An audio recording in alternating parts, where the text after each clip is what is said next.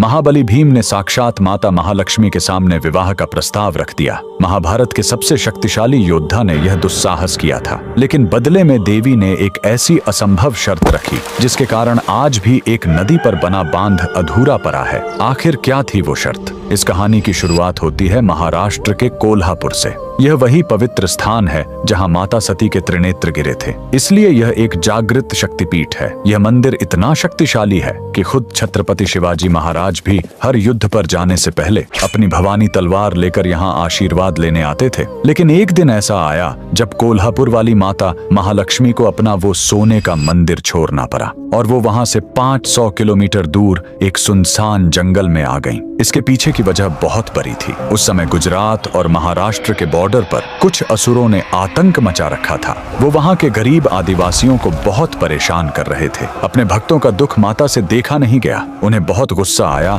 और वो उन असुरों को खत्म करने के लिए कोल्हापुर से निकल पड़ी। असुरों को खदेड़ते हुए और उनका अंत करते हुए देवी दहानू के जंगलों तक आ पहुंची। शाम हो चुकी थी तो देवी ने सोचा कि आज की रात इसी पहाड़ पर रुक जाती हूँ, लेकिन उन्हें अंदाजा नहीं था कि उस रात वहां क्या होने वाला है। उसी जंगल में पांडव अपना वनवास काट रहे थे। घूमते घूमते महाबली भीम उसी पहाड़ पर आ गए। वहां उन्होंने देवी को देखा। उस समय देवी एक साधारण लेकिन बहुत सुंदर स्त्री के रूप में थी। भीम उन्हें पहचान नहीं पाए और उन पर मोहित हो गए। भीम ने बिना देर किए देवी के सामने शादी का प्रस्ताव रख दिया। देवी मन ही मन मुस्कुराईं। वो जानती थीं कि भीम एक इंसान है और वो एक देवी, इसलिए यह शादी नहीं हो सकती। लेकिन तभी उन्हें याद आया कि पास के गांव में पानी की बहुत कमी है। देवी ने एक तरकीब निकाली। उन्होंने भीम से कहा कि मैं तुमसे शादी करूंगी, लेकिन मेरी एक शर्त है। तुम्हें सूरज निकलने से पहले इसी नदी पर एक बड़ा बांध बनाना होगा ताकि गांव वालों को पानी मिल सके।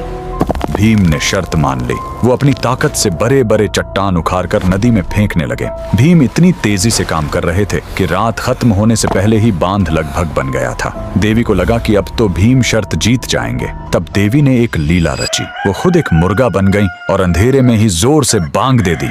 भीम को लगा कि सुबह हो गई है और वो शर्त हार गए।